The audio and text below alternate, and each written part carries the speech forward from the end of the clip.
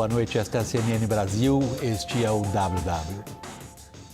Uma pessoa tem de se sentir muito segura para tentar dar a Donald Trump uma aula de história, ainda mais história clássica dos tempos da Grécia Antiga, 2.500 anos atrás. Pois foi o que fez o presidente da China, Xi Jinping, olho no olho de Donald Trump lá em Pequim, no encontro que tiveram. O homem forte da China falou a Trump da armadilha de Tucídides. Tucídides, um general historiador grego, segundo o qual, quando uma potência cresce, é o caso da China, e desafia a potência dominante, é o caso dos Estados Unidos, o resultado é uma guerra entre elas. Xi Jinping disse a Trump que isso não precisa acontecer, mas depende de como os americanos vão tratar a questão de Taiwan. É uma ilha que se separou da China e onde se produzem os semicondutores mais avançados do mundo e que Xi Jinping quer tomar de volta. E que os americanos vêm dizendo há mais de 50 anos que não vão deixar acontecer se a reunificação for na marra.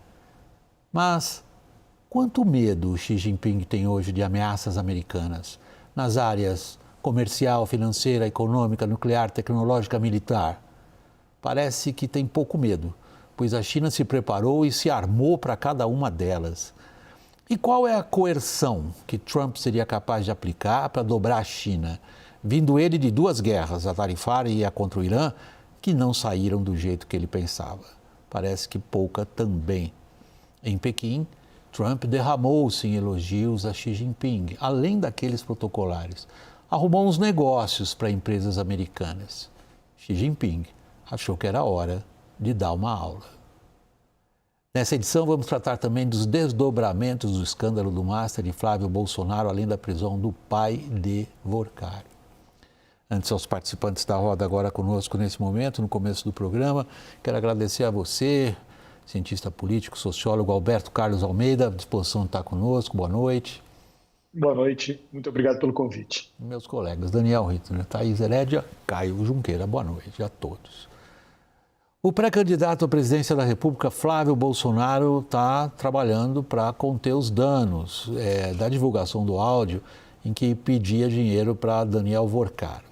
Foco agora, evidentemente, dele, na campanha dele, é ver de que maneira é possível evitar um desgaste com eleitores, sobretudo aqueles considerados indecisos. Reportagem de Luciana Amaral. Flávio Bolsonaro passou o dia em Brasília sem compromissos públicos. Manteve apenas reuniões internas para fazer um raio-x da crise. Além da revelação da cobrança de dinheiro a Daniel Vorcari, Flávio e sua equipe agora tentam administrar o tom de proximidade do pré-candidato com o ex-banqueiro, já explorada a exaustão por adversários, e a nova linha de investigação aberta pela Polícia Federal. A PF apura se o dinheiro de Vorcari teria sido usado para bancar gastos do ex-deputado Eduardo Bolsonaro nos Estados Unidos. Isso porque, enquanto Flávio afirma que Vorcari deixou de honrar as parcelas, a produtora nega ter recebido qualquer valor do ex-banqueiro. A equipe de Flávio atribui a confusão a um ruído de comunicação, já que a produtora não estaria ciente de que uma das empresas que repassaram verbas era ligada a Vorcari. Em entrevista à Globo News, Flávio diz que todo o dinheiro foi destinado ao longa-metragem e nada ao irmão, e que o vínculo com o ex-banqueiro era exclusivamente ligado ao filme. Essa já era a narrativa adotada por aliados desde as primeiras horas desta quinta-feira. Na tentativa de explicar o caso, interlocutores do senador afirmam que Vorcari seria apenas um investidor de recursos privados no filme. Integrantes do PL articulam uma ofensiva em favor de uma CPI do Master, mesmo sabendo que as chances de avanço são mínimas. A estratégia é marcar posição e tentar transferir o desgaste para o PT, que se divide sobre o tema. Em evento na Bahia, o presidente Lula evitou se aprofundar na situação de Flávio.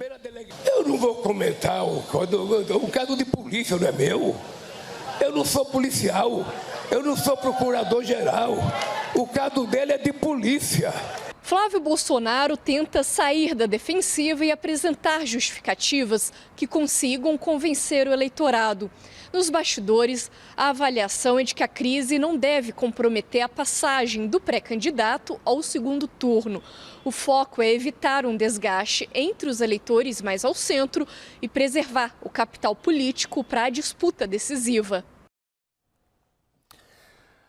Deixa eu começar por você, Roberto Carlos. A pergunta é óbvia.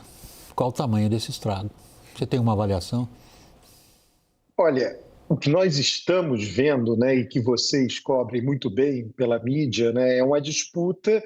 Tudo em Brasília tem preço, né? Então, qual o preço para Flávio Bolsonaro de seu desgaste? Aqueles que estão distantes do núcleo central, da candidatura dele, que tomam menos decisão ou podem influenciá-lo menos, né? Querem mais espaço. Então, vão utilizar esse evento e qualquer outro evento semelhante a esse para essa barganha de espaço próximo a Flávio. A troca é o quê? É não atacá-lo. Você tem uma situação, nem todas são conciliáveis, talvez o caso de Michele não seja. Talvez ela não esteja querendo simplesmente barganhar espaço em torno de Flávio.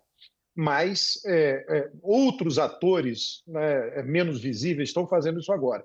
A sua pergunta, Vac, tem a ver, eu acho que com política, né, que eu estou abordando aqui nessa parte da fala, mas tem a ver também com opinião pública. Olha, com opinião pública, a opinião pública é rígida. O caso que nós temos de uma candidatura em ascensão, uma candidatura consolidada, numa boa posição em termos de intenção de voto, que perdeu muito e acabou abandonando a corrida presidencial, faz muito tempo isso, foi em 2002, foi o caso da candidata Rosiana Sarney, com o escândalo Lunos no Maranhão, com fotos diárias em toda a mídia de um bolo de dinheiro, né? Eu não acredito que algo semelhante vá acontecer agora. Eu acho que Bolsonaro tem um poder em separado do que existia naquela época. Naquela época não havia mídias sociais. E Bolsonaro, e aí quando eu falo Bolsonaro, eu estou falando dos dois, pai e filho. Eles têm esse poder, essa força que tem a ver com a mídia deles, a mídia alternativa, as mídias sociais. Isso é um novo poder na sociedade. Uma pergunta interessante, Daniel, foi feita como reflexão com um dos operadores políticos que nós ouvimos hoje. Ele disse, estrago tem. É óbvio, tem, claro, é bobagem negar que tem. Nem a campanha nega que tem estrago. A questão é saber, pegou a franquia ou pegou só ele? William, a questão agora é conter esse estrago do ponto de vista da campanha, da pré-campanha de Flávio Bolsonaro. E eu só abriria aqui uma divergência com a apuração que a gente trouxe aqui no nosso VT inicialmente, porque o que eu percebi nas últimas horas, conversando com gente da pré-campanha de Flávio Bolsonaro, é uma preocupação, acima de tudo, não com o eleitor de centro, com o eleitor de direita raiz, com o eleitor realmente bolsonarista, com a turma da bolha. E eu explico por quê e por mais estranho que isso possa parecer à primeira vista.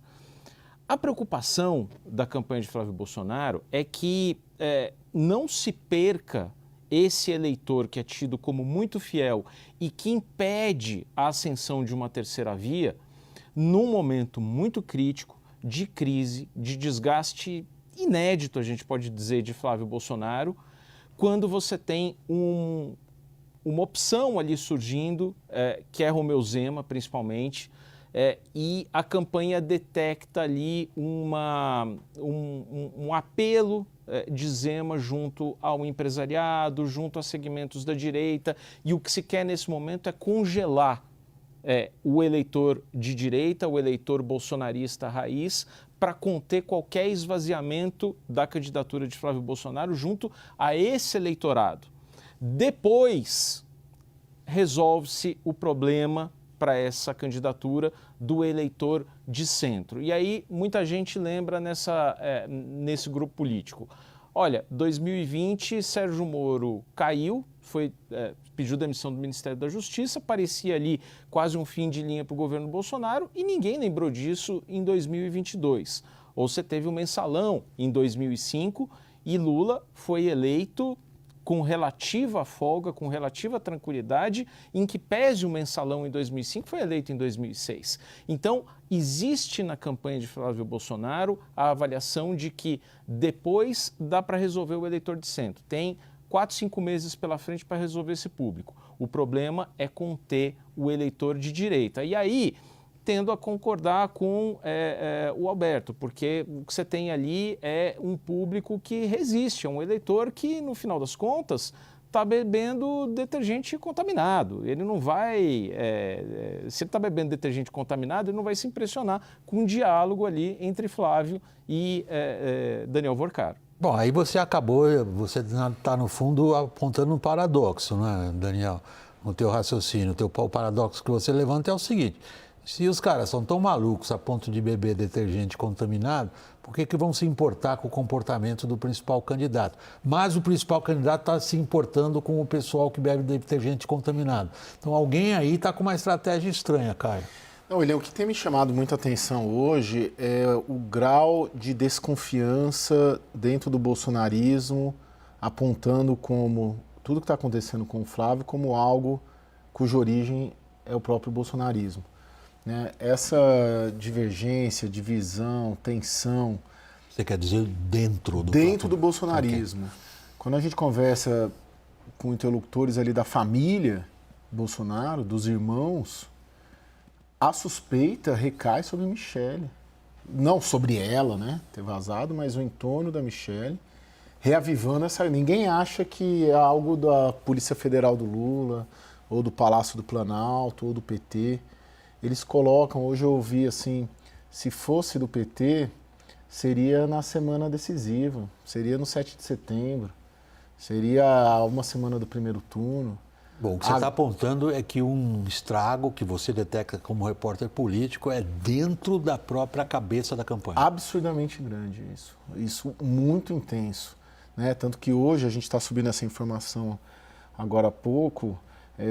O Rogério Marinho, coordenador político da campanha, esteve com o André Mendonça, hoje de manhã no Supremo Tribunal Federal. Essa informação ela é inédita. Até agora a gente vinha dando que haveria esse encontro justamente para falar, poxa, você toca 2 investigações grandes aí, INSS, Lulinha, caso Márcio que pega todo mundo, e só a direita que está se prejudicando. O Rogério Marinho me disse que pediu uma apuração do vazamento considerado seletivo por ele. Agora, tem uma indignação dentro do bolsonarismo com o André Mendonça sendo nomeado do Jair Bolsonaro e fazendo e comandando investigações, uma que tinha potencial de pegar o Lulinha e até agora nada de Lulinha.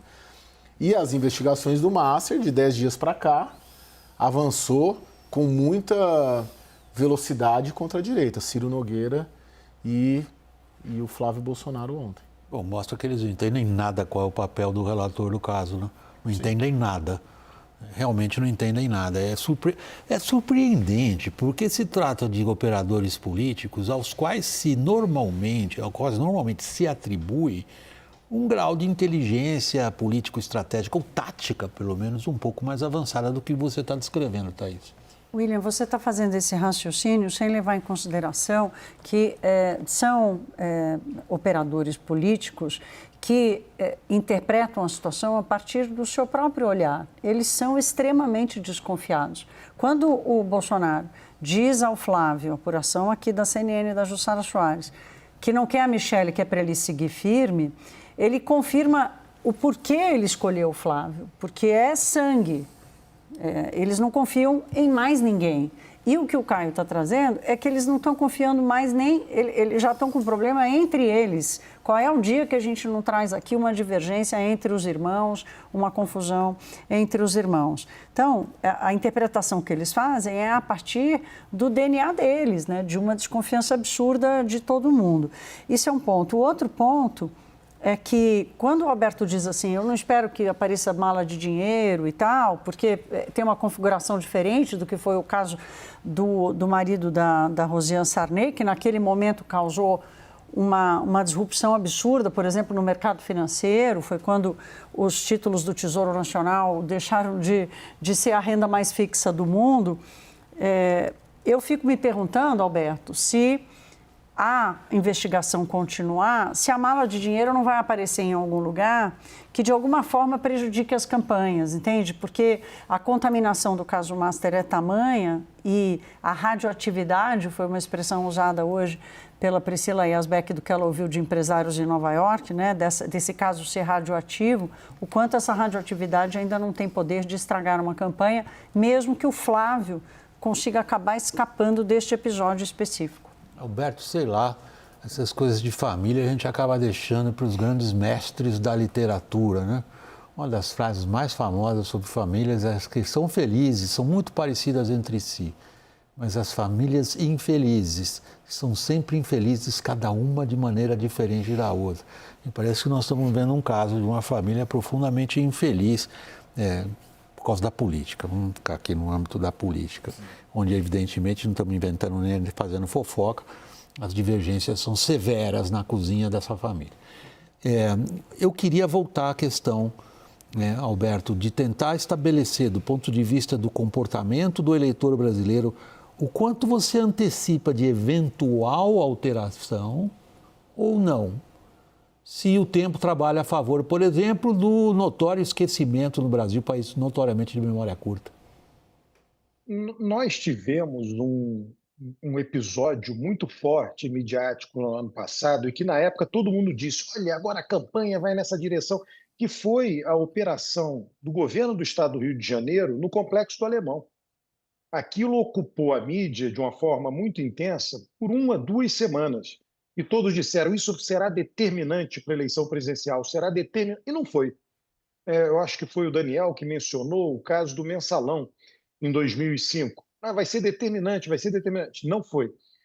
Então, o Fernando Henrique, eu me recordo, essa é bem interessante, quando o Fernando Henrique falou, lá quando disputava a reeleição dele, foi em maio, se eu não me engano, que ele falou aquela frase associando aposentados a vagabundos, e as pessoas disseram, não, agora o Fernando Henrique não vai conseguir, ele vai se dar mal. E não aconteceu. Então, essas coisas, às vezes, têm, Ovac, o que a gente chama de um efeito de mídia. O Obama, o efeito de mídia mais incrível que aconteceu na política foi quando o Obama, durante o governo Obama, foi capturado e morto o Bin Laden. O Obama deu um pico de popularidade que nenhum presidente nos Estados Unidos jamais teve. Passado um mês, ele tinha voltado ao que ele era antes. Então, pode ter um efeito de mídia. O caso Flávio Bolsonaro, agora, esse escândalo? Sim, pode ter. Mas acontece que existe uma concepção enraizada no eleitor médio, eu não estou falando de eleitor bolha, eu estou falando do eleitor médio brasileiro, ele acredita que todo político rouba, todo político é ladrão. Então, isso daí nivela todo mundo por baixo. Então, Flávio Bolsonaro, esse escândalo, para o eleitor médio, para o eleitor mediano, inclusive que vota em Bolsonaro, ele simplesmente reforça essa crença de que todo político é ladrão no Brasil. É um bom ponto que você levantou, Alberto, porque você está jogando a conversa agora pelo plano exatamente, talvez a gente possa falar daqueles segmentos que se assume que serão muito pequenos numericamente, com capacidade de decidir para que lado essa balança vai pender. A gente assume, pelo que temos de material hoje, que é uma eleição virtualmente empatada a ser decidida por uma fração muito pequena do eleitorado. Parte desse eleitorado você acabou de descrevê-lo agora e como ele pensa. Eu vou passar a palavra a você, Daniel, só vou chamar o intervalo antes para não cortar a tua intervenção. A gente volta com a mesma conversa daqui um pouquinho, pessoal. Até já.